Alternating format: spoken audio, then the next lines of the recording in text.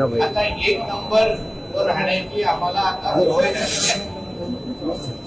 एक नंबर आणि भारतीय जनता पक्ष हा फेविकॉलचा मजबूत जोड आहे आणि म्हणून लोकसभा, विधानसभा, नगरपालिका आणि आता जिल्हा परिषद, पंचायत समिती या सगळ्या निवडणुकीमध्ये महाराष्ट्राच्या जनतेचा जो विश्वास आमच्या आदरणीय मुख्यमंत्र्यांवर आहे तो वारंवार या निवडणुकीच्या निकालातून स्पष्ट होतोय.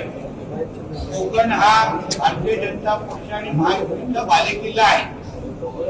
सिंधुदुर्गामध्ये आमची स्ट्राईक रेट 90% जवळपास आहे.